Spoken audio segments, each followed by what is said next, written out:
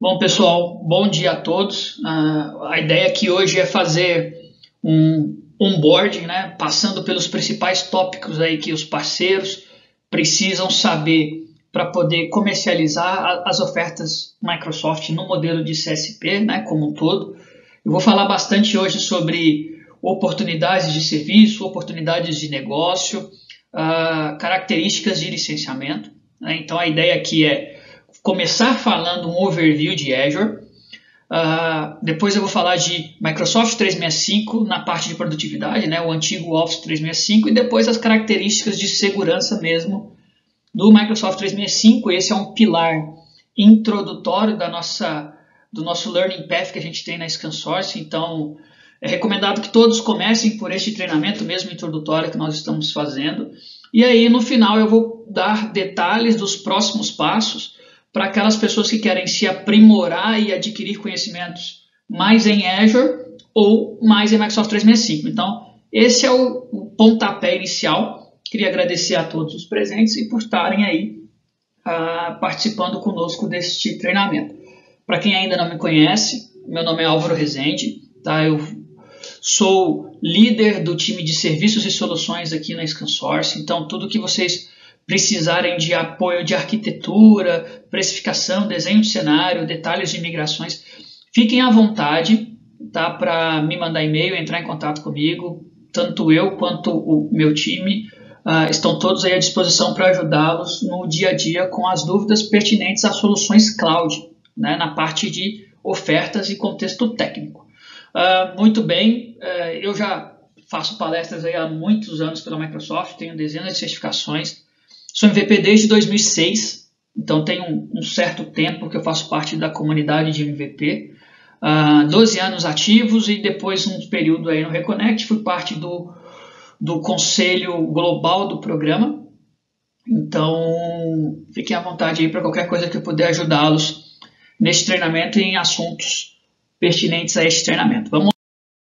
A ideia, começando aqui falando de Azure, né, o contexto de nuvem pública da Microsoft, não só pública, que se baseia em 3 pilares. Né? O contexto dela ser global e da facilidade dela estar em dezenas de regiões geográficas disponíveis pelo mundo. Então, a vantagem de você oferecer Azure parte do pressuposto que a solução pode estar o mais perto possível do cliente.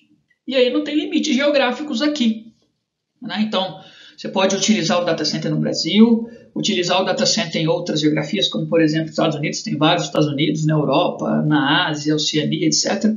São vários. Né? A última lista que eu olhei já tinha passado de mais de 60 geografias.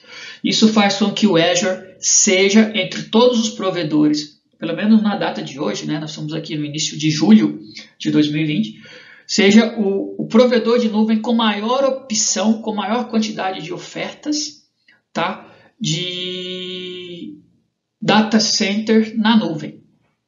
A vantagem dele ser seguro, ele já integra tecnologias confiáveis e rotineiras das empresas. Então, quando nós estamos falando de Active Directory na nuvem, de SQL na nuvem, de VMs na nuvem, tudo isso parte de um contexto onde a maioria dos parceiros já estão acostumados a implementar soluções Microsoft no on-premise.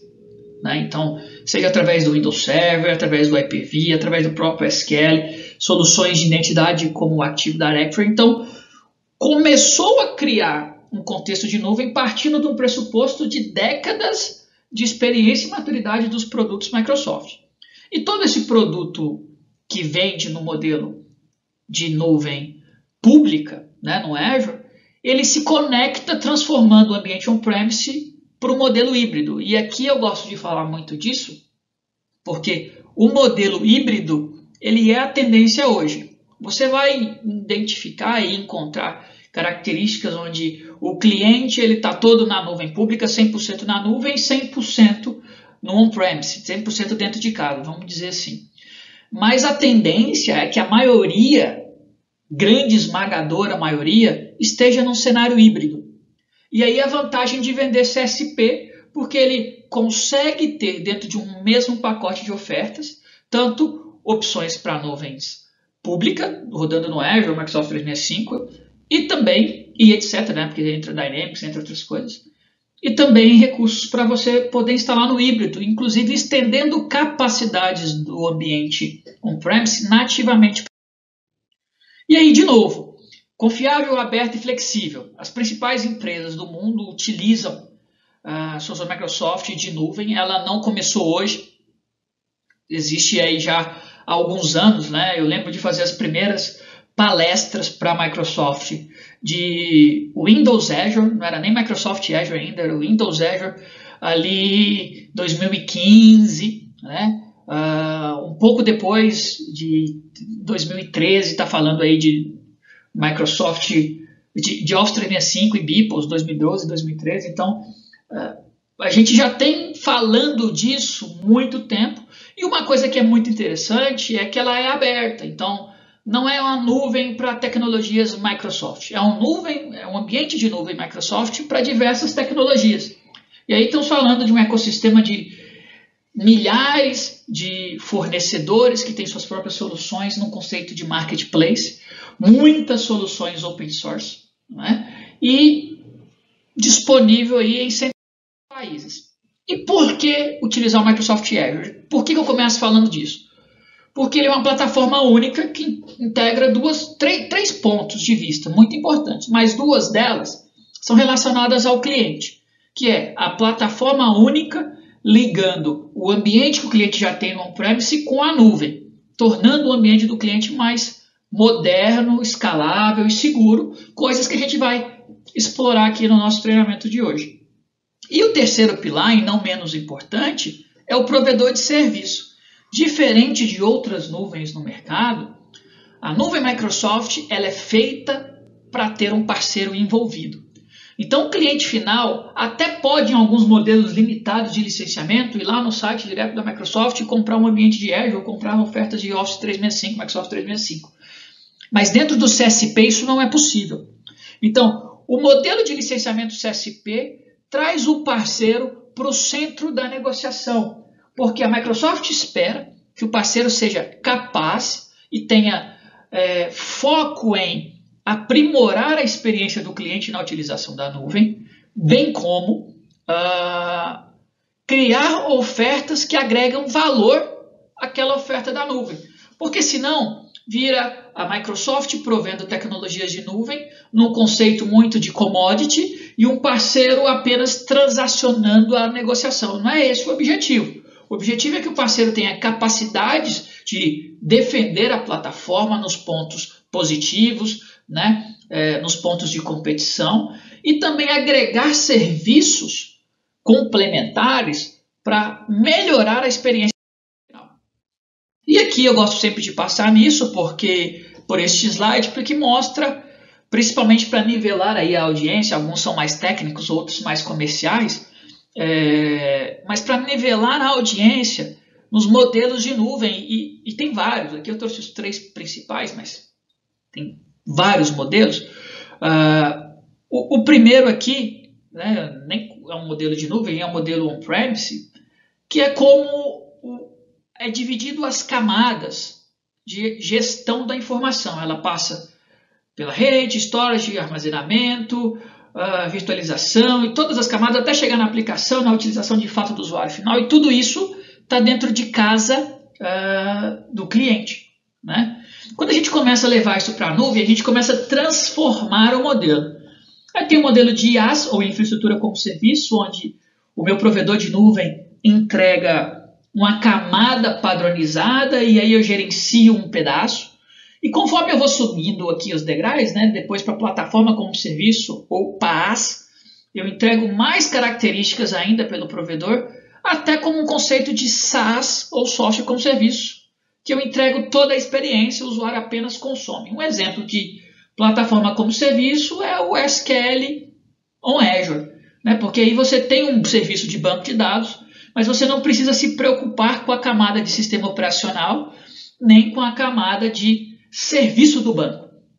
Quando eu vou para o modelo de infraestrutura como serviço, eu preciso me preocupar com essas camadas, eu só não preciso me preocupar com a camada de infraestrutura.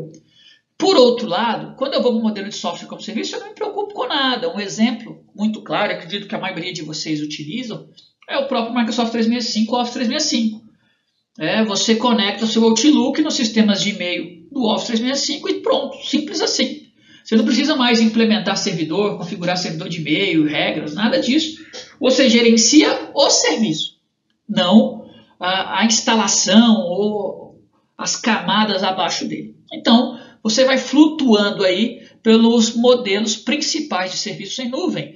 E lembrando que a grande maioria dos parceiros ainda estão estagnadas no modelo de IaaS, que é o modelo mais tradicional e mais fácil de fazer a migração, uma vez que o parceiro vem, somente os parceiros de infraestrutura, já vem de um contexto de virtualização. Então, é fácil. Quando você virtualiza, você já meio que abstrai as camadas de infraestrutura. Então, o que eu tenho aqui para cima é um modelo muito próximo de virtualização, porém rodando na nuvem. O desafio é pegar esses parceiros que possam levar para os clientes finais experiência no contexto de plataforma. Tá bom? E aí isso é muito legal para que depois levar para o contexto de SaaS.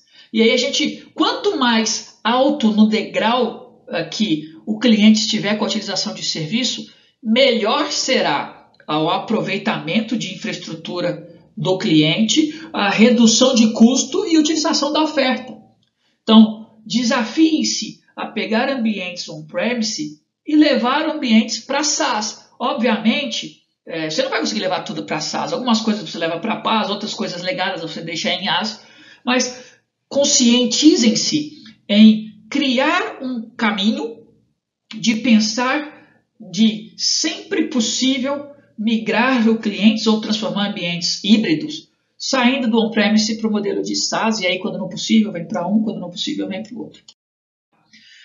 Eu gosto de trazer esse slide porque ele mostra a quantidade de serviços disponíveis, e aqui eu estou falando de camadas, nem estou entrando nos detalhes, porque são mais de 600 possibilidades de serviços rodando no Azure hoje. Inclusive, é até difícil de você ser especialista em tudo, não dá.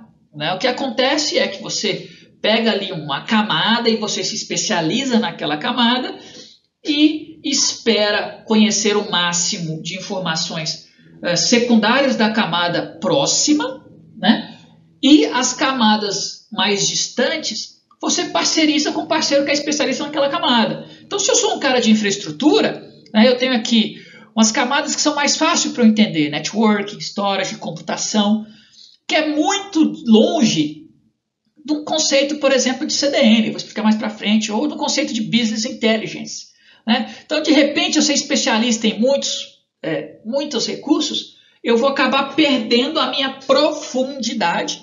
E não é isso que o mercado espera. O mercado espera mais especialistas e menos generalistas, tanto para o contexto profissional de carreira, quanto para o contexto de parceiros no mercado.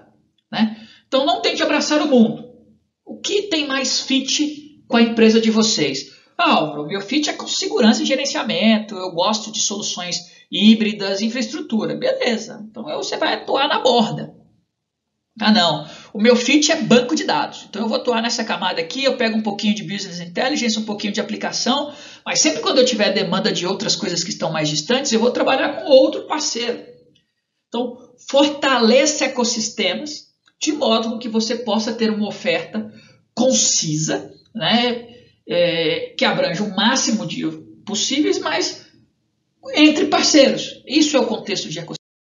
Né? E aí, dando um overview dos principais players aí no conceito de nuvem, até para vocês poderem falar com segurança sobre isso nas reuniões, nas comunicações. Né? Então, o on-premise a gente tem muitos provedores de infraestrutura que entregam principalmente conceitos de virtualização, né? IBM, VMware, Oracle, SAP. Então, isso aqui roda muito bem no on-premise, são os grandes players Microsoft no on-premise que estão entregando conceitos de nuvem, meio que nuvem on-premise mesmo, né? Tirando ambientes de hosting, colocando a TI no centro do negócio.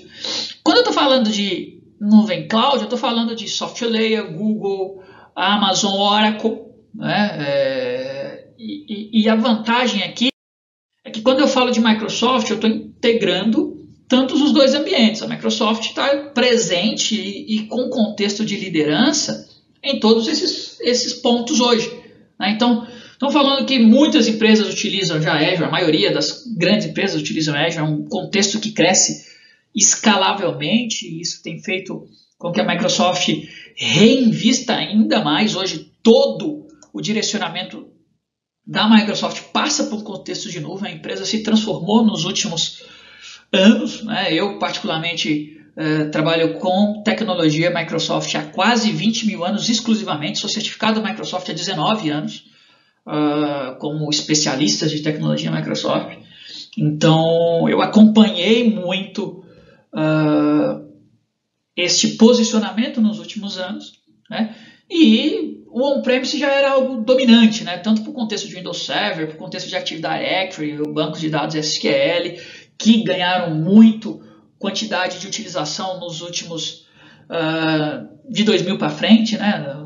Somente com o lançamento do SQL em 2005, o negócio deu um boom muito grande. E o posicionamento de nuvem, se você pega, por exemplo, o Office 365, Microsoft 365, onde a Microsoft domina, né? Então, segmentado. E onde o parceiro se encaixa nisso? Onde estão as oportunidades lucrativas para os parceiros? Eu gosto de falar disso por quê? Porque muito parceiro ainda tende a vender nuvem como se fossem commodity. Por quê? Porque houve de um ecossistema para cá, né, do passado para cá, a necessidade do parceiro se especializar para um contexto de entregar valor. Muitos parceiros ainda são muito focados em entregar preço. Quanto custa um Office? Isso custa R$10, está aqui, você quer quantos? E aí o cara não entrega valor nenhum. E se ele entrega só preço, preço é commodity, gente, é igual combustível. Você passa no posto e você vê o posto que tem a gasolina mais cara, a mais barata, aqui o posto que não te dá uma insegurança muito grande, você olha o preço e abastece. É difícil você abastecer no posto mais caro, sendo que no fundo é tudo combustível que em tese tende a ser de qualidades similares.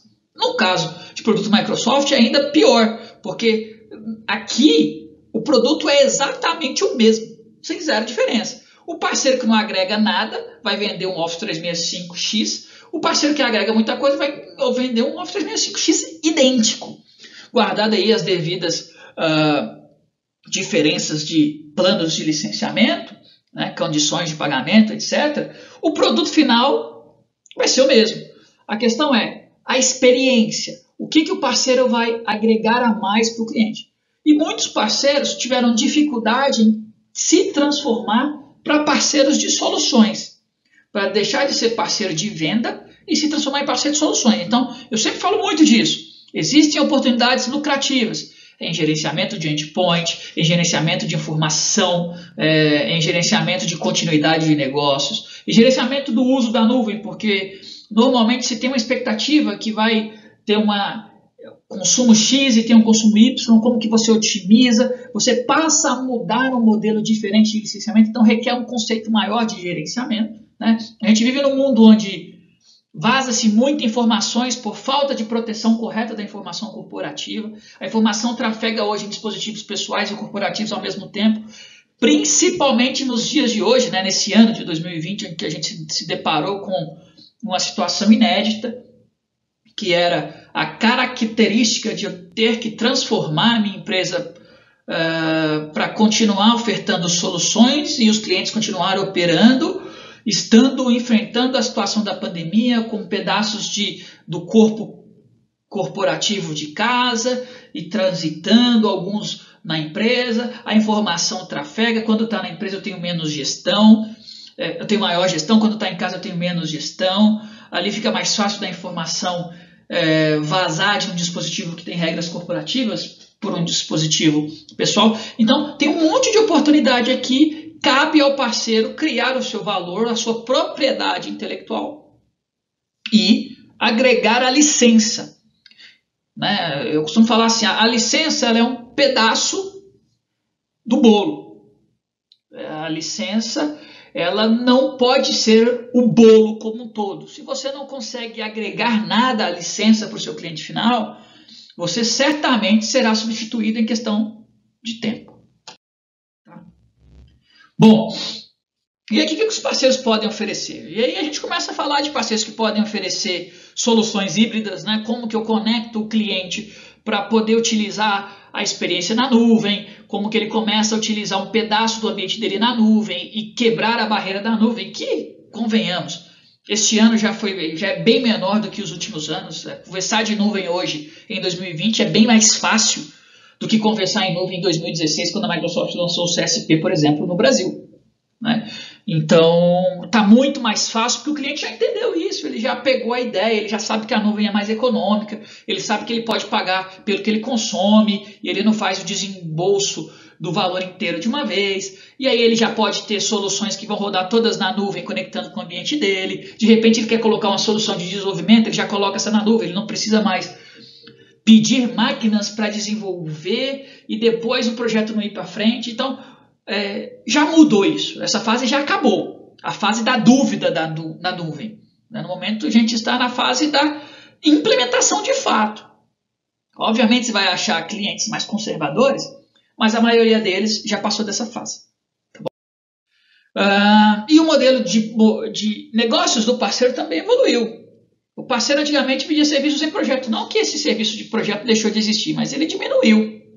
Antigamente o parceiro faturava por hora, um projeto que tinha início, meio e fim, e acabava o projeto, o parceiro não tinha, ele tinha que ir atrás de um outro projeto que normalmente podia ser no mesmo cliente ou em um novo. Era muito esse modelo, principalmente aí nos inícios da década de 2000.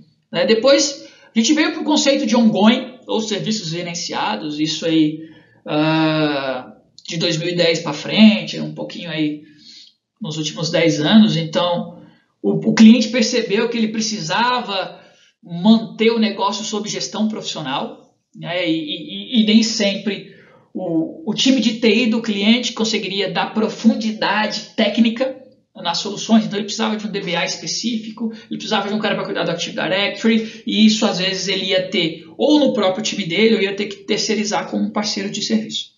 E agora a gente tem o melhor dos modelos, que é o serviço com propriedade intelectual, que é aquele cara que ele vende o serviço dele e junto, embutido, tem a licença. Então, olha, eu vou te vender um sistema de proteção de informação. E para esse sistema de proteção de informação, sei lá, eu uso o Azure Active Directory Plano 2. Eu não vou pedir para o cliente comprar um Azure Active Directory Plano 2 e depois vou vender outro serviço. Eu vendo o negócio já incluso. E aí eu estou vendendo um ambiente de proteção que utiliza do pressuposto características de um produto Microsoft. Este é o modelo de parceiros que estão ganhando mais dinheiro neste momento, que conseguiram mudar o seu modelo de negócio para um contexto de propriedade intelectual. E como que o Azure pode ajudar nisso? Quais são os principais gatilhos que você pesca aquele cliente que tem alguma dificuldade ainda em ir para a nuvem? A primeira coisa deles é o quanto é flexível, e se você experimenta rápido, com questões de minutos, de um dia para o outro, você tem um ambiente criado na ScanSource, o cliente pode usar. É rápido. Quer criar um recurso? Puta, rapidinho você coloca o recurso no ar, coloca uma máquina, um storage, uma VM, eu coloco uma aplicação, coloco um banco de dados em questão de pouquíssimos minutos. Então eu tenho agilidade para implementar. Antigamente o cara ia ter que planejar budget, procurar recurso, pedir máquinas, a máquina tinha que demorar a chegar, depois tinha que instalar. Depois que eu entregava para o cara começar a fazer o que ele precisava, isso demorava. E se no final disso tudo o projeto não ia para frente, eu tinha um passivo oneroso parado na infraestrutura. Na nuvem não deu certo, destrói e você não paga mais por isso, é muito simples. E a facilidade da elasticidade, né? Começo com um tamanho, a partir de fato da necessidade eu vou aumentando. As áreas de TI tinham o conceito de comprar máquinas grandes. Quantas vezes eu fiz reuniões com parceiros, com clientes que se orgulhavam de ter recursos sobrando no seu data center. Eu tenho uma máquina aqui com 768 GB de memória e está utilizando 64. Eu ficava imaginando, nossa, quanto dinheiro ele jogou fora. Né? Então, mudou um pouco esse conceito. Se você não precisa, você não provisiona. Se você não provisiona, você não paga por isso. Então, a gente passou a utilizar a tecnologia num conceito mais inteligente, onde o consumo ele pode ser gerenciado. Isso me dá algumas características. A primeira dela, período inativo. Por exemplo, olha, estou fazendo um ambiente de desenvolvimento, esse ambiente vai ficar desligado por 30 dias, porque o pessoal mudou o foco para outro projeto, eu desligo. Não pago quase nenhum recurso, porque o ambiente desligado ele tem menor utilização de recurso, né? Crescendo rápido.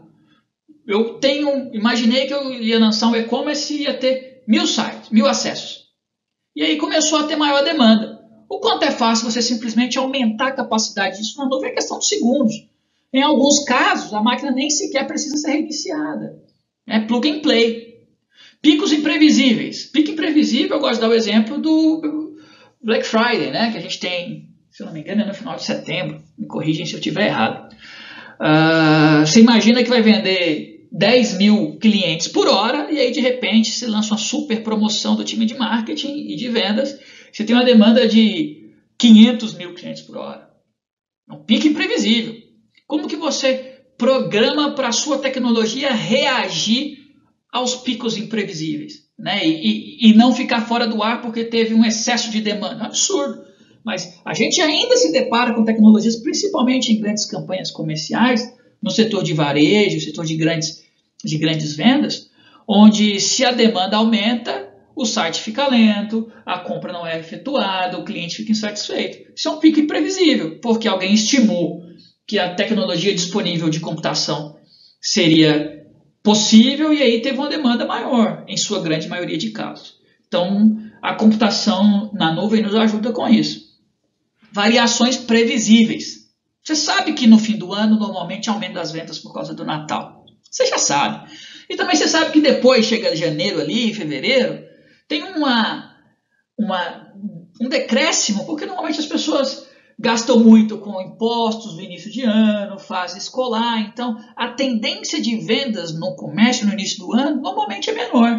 As empresas lançam mais campanhas justamente para queimar aquele saldo que ficou, porque precisam incentivar mais em janeiro, por exemplo, do que em comparação com dezembro, que é quando está muito aquecido. Então, você sabe que tem picos previsíveis. Você consegue organizar o seu consumo e o que você vai pagar pela computação nesses picos previsíveis, né? E aí estão falando de negócios que exigem flexibilidade. E tanto para dispositivo, aplicação, dados ou infraestrutura, tudo você pode ter na nuvem.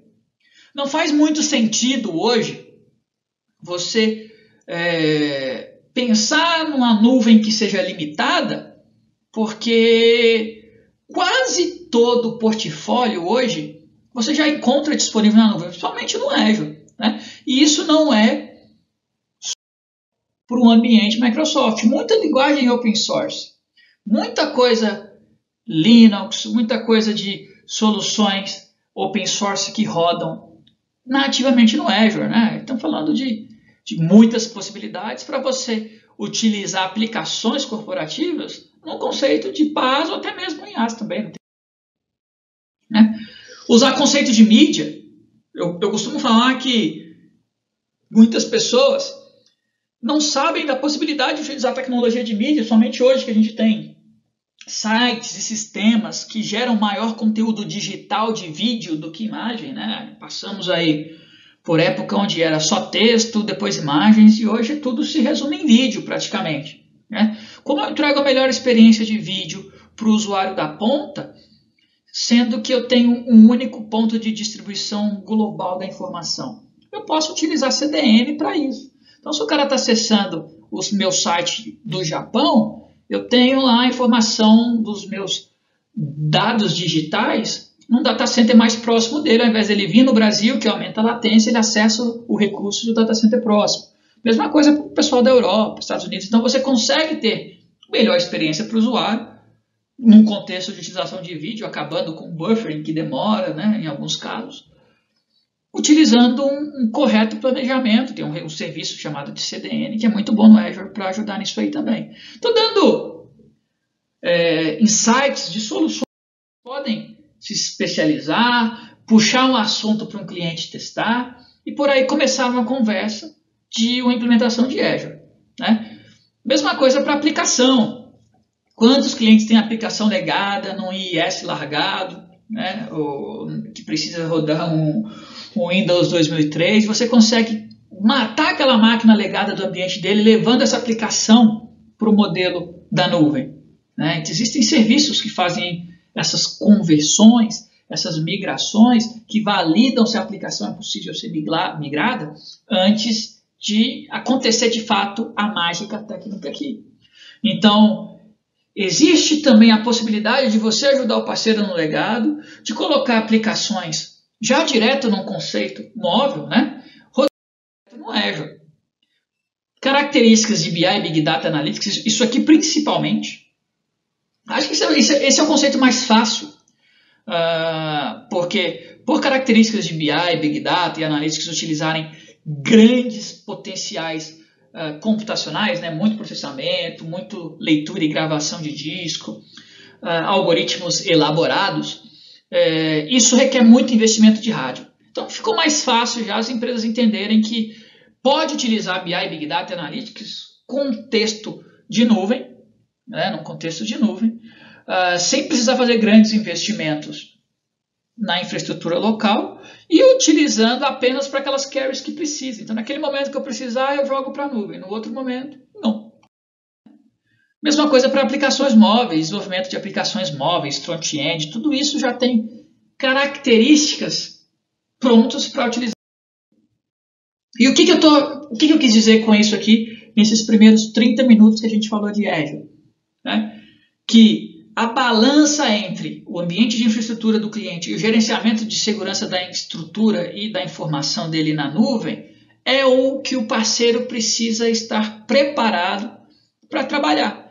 Tem muitas possibilidades, né? E aí é mais fácil entender a necessidade do cliente e mesclar um cenário híbrido. Se ele não estiver preparado para o cenário híbrido, com certeza o cliente investe em site cover e backup e você vai com a abordagem mais conservadora, que é pelo menos no contexto de disaster cover, tirando a informação e colocando isso na nuvem. Então, o cliente ele pode ir para o modelo híbrido, como eu mostrei no slide anterior, ou ir para o modelo mais conservador, pelo menos migrando o ambiente de backup. O que não é de nenhuma maneira ele não ir para o contexto de nuvem. Então, de repente, o que está faltando é a gente fazer o discurso correto, endereçando a dor do cliente naquele momento. E é aí que a gente precisa que todos os parceiros estejam com o discurso afinado, na ponta da língua, para poder vender o valor individual de vocês, né, e o valor da plataforma. E aí o time da Scansource apoia nas questões de migração, nas questões de precificação correta, nas questões técnicas que envolvem o gerenciamento da nuvem, no suporte 24/7 gratuito para os seus clientes finais. Então nós temos um background gigantesco de pessoas, é muita gente mesmo, para que vocês, parceiros, possam estar confortáveis em vender a nuvem do Azure da maneira correta, otimizada e consiga manter isso no dia a dia e agregando as ofertas de vocês próprios nela. Muito bem. Dando sequência aqui, indo para a segunda parte do nosso treinamento, vou falar um pouquinho do contexto de produtividade com Office 365, que eu já emendo direto na parte de segurança com Microsoft 365, que é um outro pilar importantíssimo de nuvem Microsoft hoje. Ela mudou. Mais do que antes, antigamente eu falava disso, parecia ainda para muitas empresas que não tinham foco em TI, um pouco distante. Mas eu acho que de verdade todo mundo, nesse ano de 2020, passou a ter pelo menos uma experiência diferente com a tecnologia digital de comunicação para trabalho.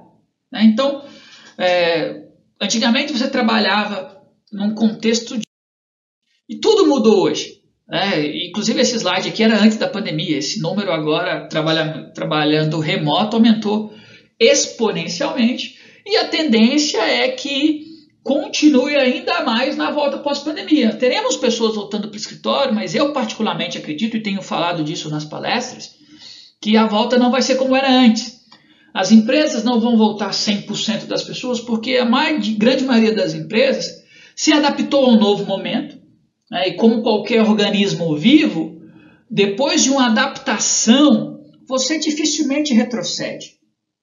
Né? Então, empresas vão usar melhor o contexto de espaço, usar melhor o contexto de equilíbrio trabalho, casa-trabalho no modelo de local físico, né? Flexibilidade de horários. Então, isso vai, de fato, acelerar a adoção da tecnologia pós-pandemia. Né? Eu acredito que a gente já está aí vivendo um novo momento.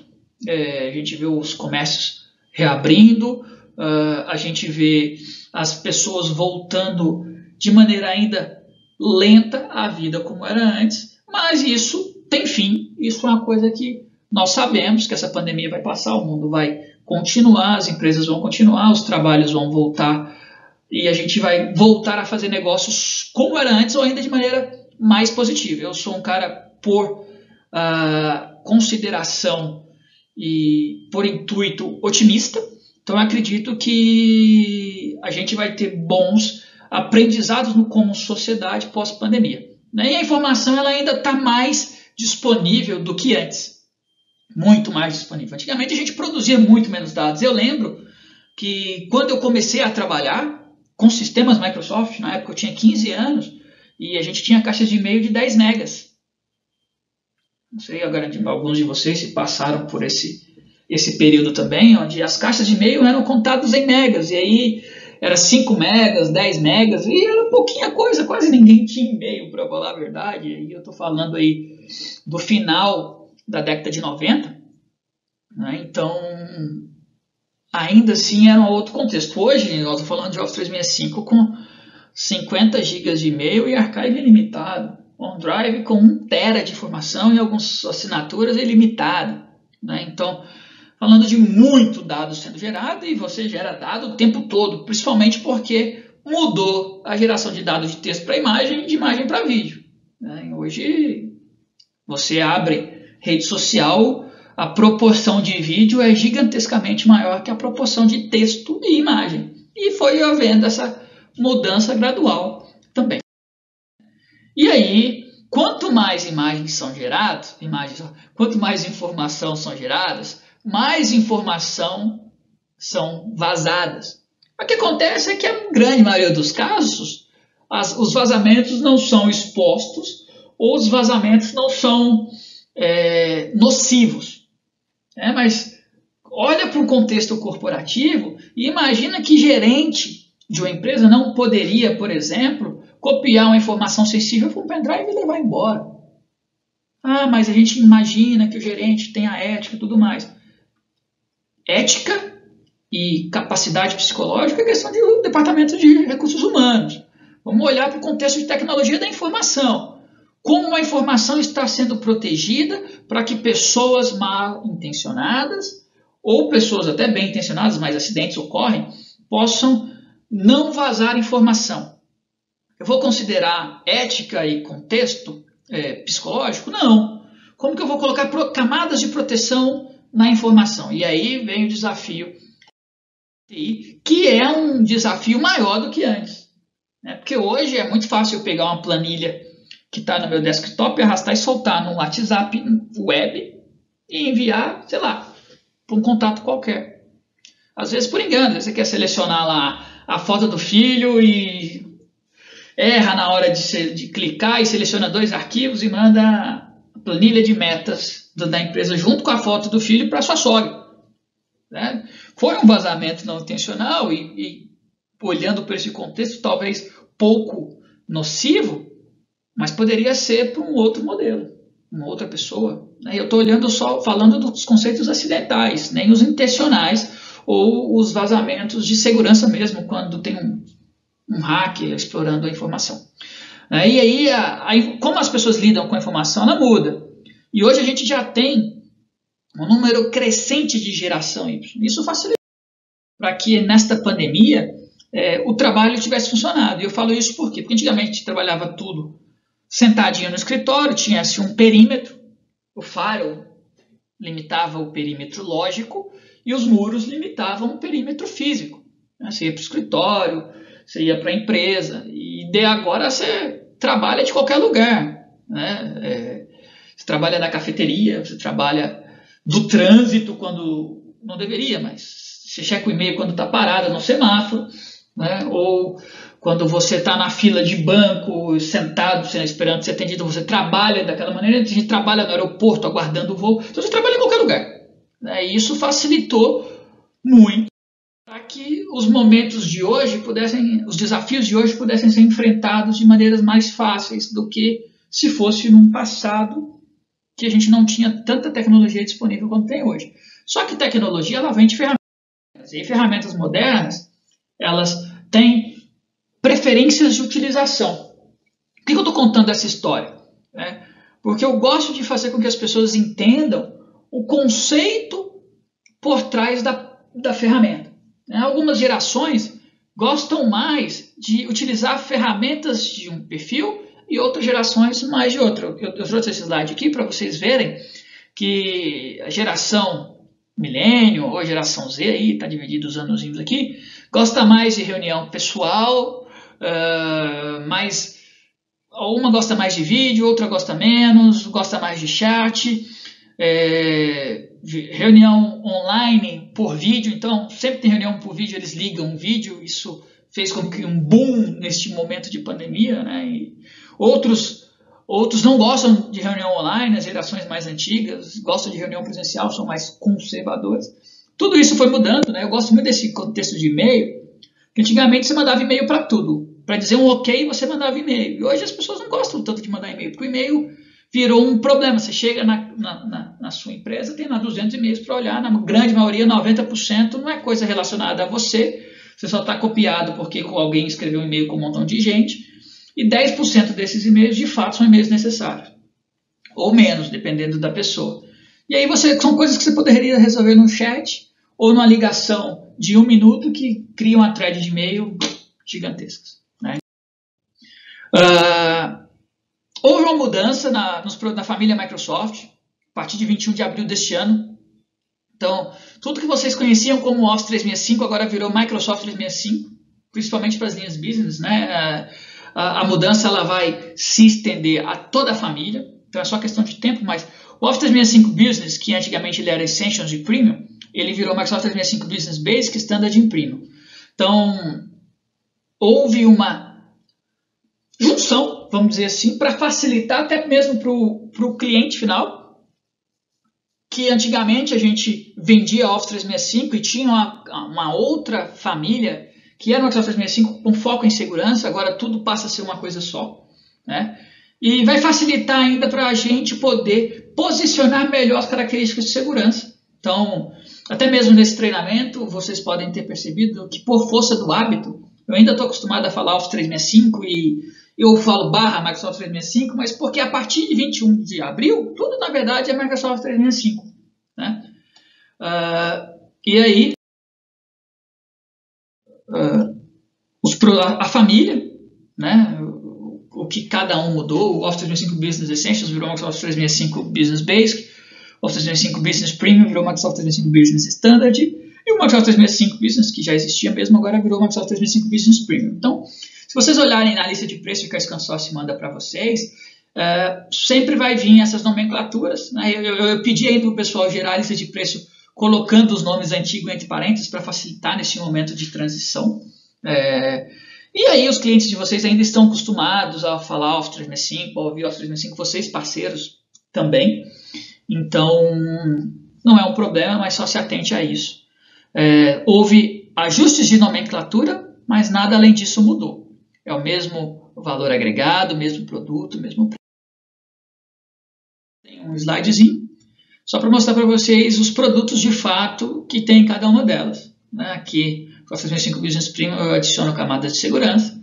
Office 365, Microsoft 365 Business Standard, eu tenho o Office On-Premise e os serviços. E o Microsoft 365 Business Basic, eu tenho os serviços online. Muito bem. E aí, o que a gente tem nesse sentido, né? Eu tenho Exchange endereçando e-mails, anexos, características de proteção de e-mail. Eu tenho OneDrive for Business e o SharePoint endereçando a parte de armazenamento, arquivos online, a parte de tirar o arquivo da máquina e sincronizar em diversos dispositivos. Eu tenho o Yammer como uma rede social corporativa, eu tenho o Teams, que centraliza a comunicação, faz reuniões, apresentações, eventos. O Teams hospeda até 250 pessoas por reunião, mas ele faz broadcast de até 10 mil, ele tem clientes para todos os dispositivos. A Microsoft aumentou a possibilidade de compartilhamento de tela, né, simultânea de vídeo, que antigamente era de 4 para 9, e aí essa semana ela anunciou, já fiz até um share disso nas redes sociais, para 49 o número de pessoas compartilhando vídeos simultâneos numa mesma sessão do Teams, né? E também tem o Microsoft Office 365 Pro Plus, que aí é o Office tradicional que o cliente pode instalar na máquina e utilizar Word, Excel de maneiras tradicionais que está acostumado. E por que eu falo isso? Porque a informação ela trafega entre produtos, ela não é só no Word, ela nasce às vezes através de uma reunião que começa pelo Teams, né? Ela passa por um desenvolvimento no Word, e aí dentro do Word eu posso ter várias pessoas editando a informação ao mesmo tempo.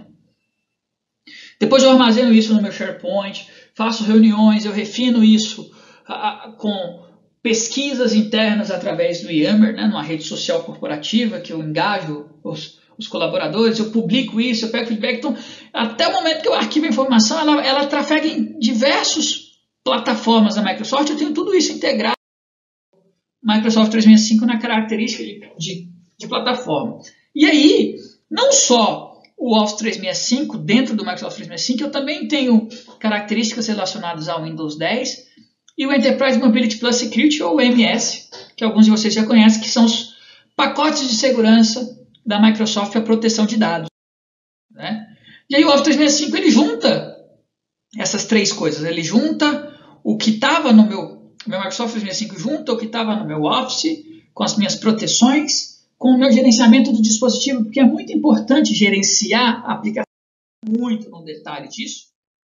A gente tem, na sequência de aprendizados, aprofundamentos, onde eu entro no deep dive mesmo, de o que é cada recurso disso, mas eu gosto de falar da jornada de uma área de trabalho moderna. E ela passa por proteção da identidade, por proteção dos dispositivos e das aplicações, colaboração de fato e proteção da informação e governança.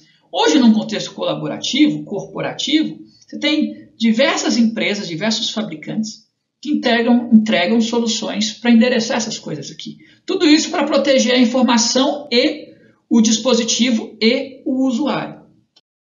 Então, a proposta, principalmente no Microsoft 365, é entregar tudo isso em uma única plataforma, centralizada, unificada, acessível, que é o 365. E aí eu tenho dentro do Microsoft 365 cada funcionalidade endereçando uma jornada, né?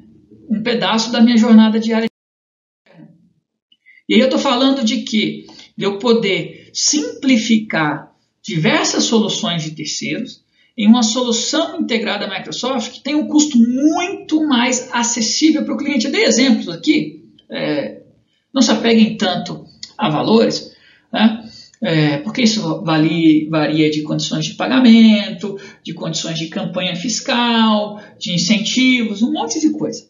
Mas estou falando de uma proporção de como a oferta pode ser entregue em ofertas dentro do Microsoft 365.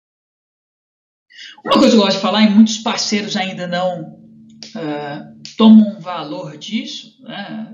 Já acabou aí o suporte para Windows 7, né? E aquele cliente que compra uma licença do Microsoft 365 Business Premium, ele pode, ele não tem uma licença do Windows 10, mas ele tem o upgrade se o cliente já tiver uma licença do Windows 7 ou Windows 8.1 Pro para o Windows 10. Então você pega aquele cliente que comprou lá o Windows 7 ou Windows 8.1 e tem isso na base, e aí ele não quer fazer uma nova compra de uma licença, ele compra um Microsoft 365 Business Premium ele já tem o direito de atualizar o Windows 7 dele para o Windows 10 Professional. Olha que bacana isso, né? Através do modelo de CSP. Então a conta se fecha muito fácil, porque ele vai ter as camadas de proteção, vai ter as camadas de gerenciamento do dispositivo, vai ter as camadas de produtividade com o antigo Office 365 que a gente já falou, e ainda pode atualizar o legado dele. Olha a grande oportunidade aqui de parceiros. E aí eu trago sempre um slide que compara versões antigas com as nomenclações ainda antigas, até para vocês poderem fazer a assimilação mais fácil de funcionalidade. Esse slide ele vai ficar disponível, então, junto da gravação. Então, fique à vontade para depois tirar as telas e tudo mais. Mas o que tem em cada uma das versões e o que tem características de cada uma delas. A gente tem sequência onde a gente explora no detalhe, só de Microsoft 365, se eu não me engano, eu tenho 5 ou 6 webinars aprofundando em cada um desses detalhes. Então, para quem quer se aprofundar e ter mais conhecimento em Microsoft 365, a gente tem informações complementares de cada uma dessas licenças e cada uma dos pilares da jornada da área de trabalho moderno. Então, fique atento principalmente para as características que tem em cada licenciamento. Você pode, às vezes, otimizar recursos do cliente colocando características sem mudar muito no contexto de nada, né? E aí você pode comparar o que tem em cada uma das versões. Uma coisa que eu gosto de falar é que o Microsoft 365 ele é muito democrático. Então você pode colocar a licença que cada usuário de fato precisa. Não precisa colocar Microsoft 365 E5 para todo mundo, que sai caro. Às vezes uma pessoa da empresa, ou um grupo de diretores precisam, outro grupo precisa de uma outra licença menor, e você vai dividindo por 2 fatores: a quantidade necessária de licenças e de cada licença por usuário, né? Então, o usuário paga exatamente pelo que ele precisa e pela quantidade correta. Então, isso é muito fácil você, num mês, pagar um valor de uma quantidade de licença e no outro mês você mudar. Então, você pode facilitar a gestão dessas mudanças muito amigavelmente no modelo de CSP pelo próprio portal da ScanSource. Você vai lá, este mês eu quero tanto dessa licença, e aí às vezes você não precisa ainda a licença completa, você pode comprar uma licença inferior, e se você precisa apenas de uma característica específica, existe add-ons específicos para cada necessidade. Então vale a pena olhar também add-ons, porque tem muita necessidade que o cliente precisa que você não precisa ir para a licença, né? E aí eu trouxe 4, na verdade 5 splits finais de características de segurança que eu vejo como grandes oportunidades no Microsoft 365, que tem poucos parceiros dando profundidade. Não sei se é o fit de vocês, mas são coisas que os clientes normalmente estão precisando muito neste momento, que fica aí a dica para o final deste onboarding nosso, né? A primeira delas é características de DLP, Data Loss Prevention. O que é isso? É a possibilidade de eu evitar que informações sensíveis da minha empresa vazem por sistemas online, Exchange Online, SharePoint Online, OneDrive. Então, se eu pegar um documento que tem informações sensíveis, como número de cartão de crédito, número que pode ser relacionado ao RG, coisas que CPF, coisas que identificam a pessoa, e isso estiver dentro de um documento que eu estou mandando no e-mail, ou no corpo do e-mail, ou dentro de um documento que está armazenado no OneDrive ou no SharePoint, o meu próprio sistema cria uma trava para isso, que pode ser uma aprovação de um superior para envio daquela informação, se ela for de fato necessária, ou uma notificação do usuário. Às vezes o usuário anexou um documento que ele nem sabe que tem informação sensível ali, que é um usuário e senha, porque é um documento que tem manual de implementação do SharePoint.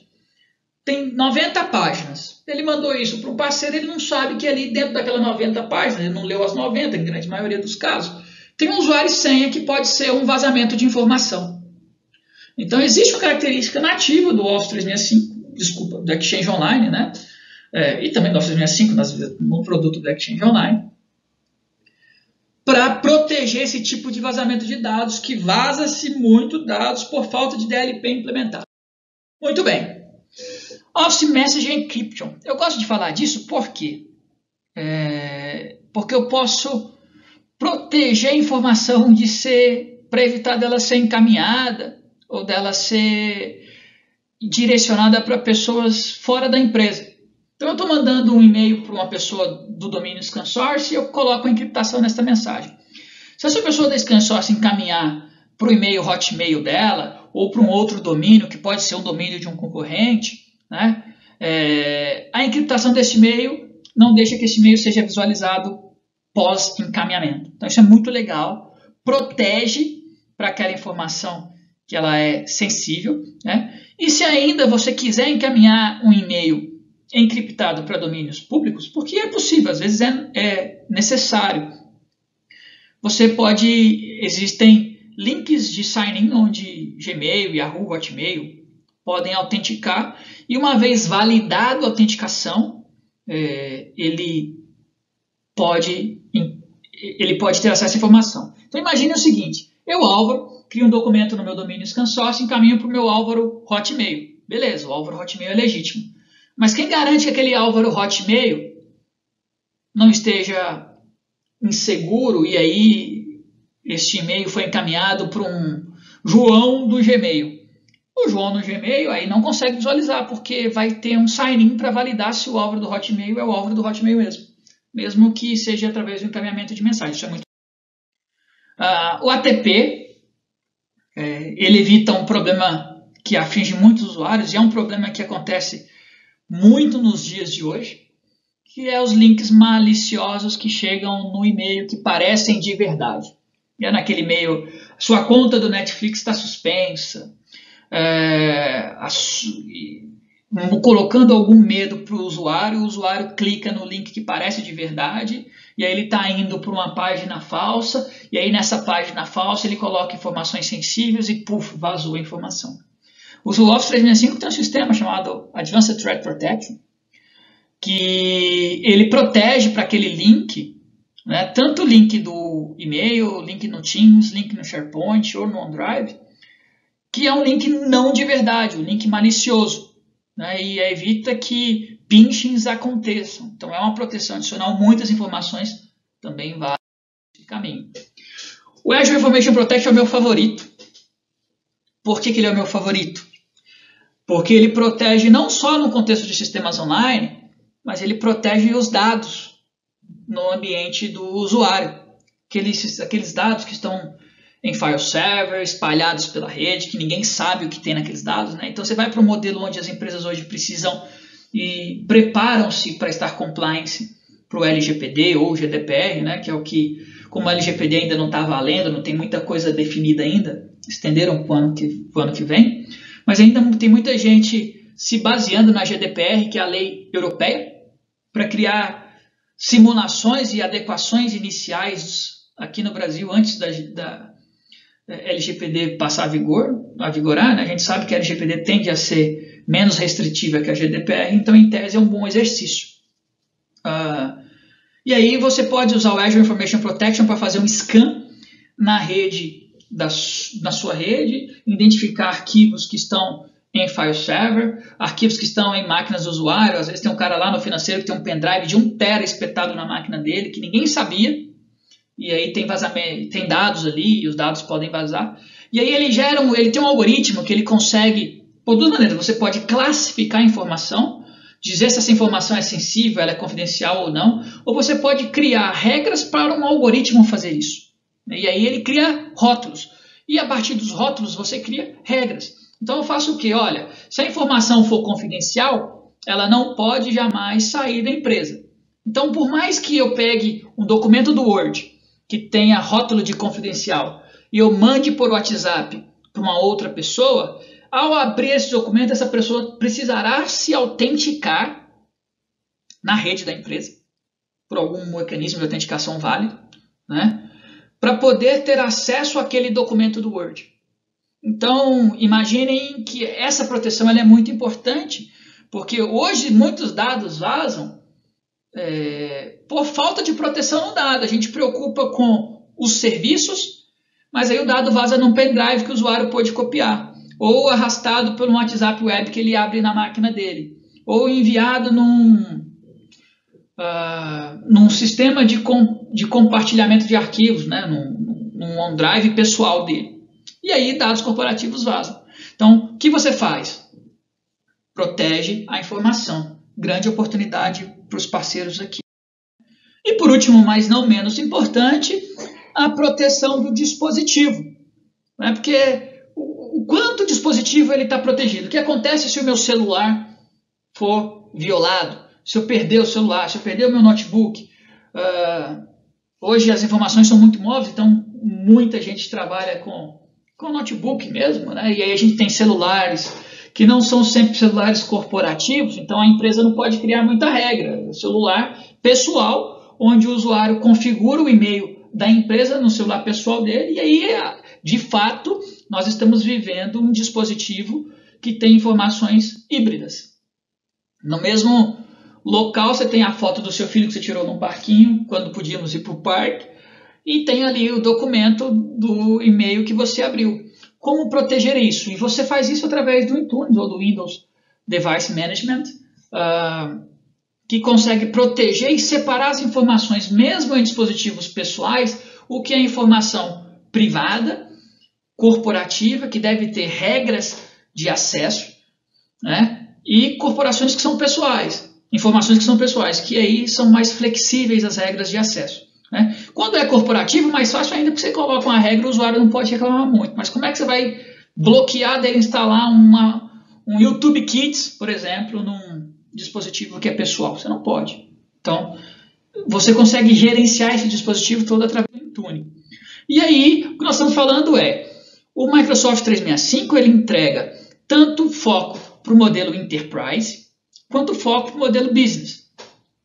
Entenda que você precisa, de novo, no mesmo modelo aqui do Azure, como eu complemento as ofertas dos licenciamentos do meu Microsoft 365, seja Business ou Enterprise, para que eu possa vender valor. Eu acabei de dar exemplos aqui para vocês no final do nosso treinamento. Né? Como que fica fácil para vocês poderem criar ofertas de vocês, endereçando problemas dos clientes finais, tendo o licenciamento e a solução de tecnologia Microsoft como pontapé inicial. Queria agradecer a todos aí que participaram desse treinamento, espero que tenham gostado. A ideia aqui é tirar todos nivelar e tirar todos do momento zero, para que vocês possam seguir as trilhas com aprofundamento tanto em Azure quanto em Microsoft 365. Qualquer dúvidas pertinentes ao treinamento, é só me mandar um e-mail, está aqui alvaro.rezende@scansors.com. Eu vou compartilhar aí com todos as próximas sequências de aprendizado. O time de marketing certamente faz isso em bases periódicas, então fiquem atentos aí para os nossos próximos conteúdos. Até a próxima!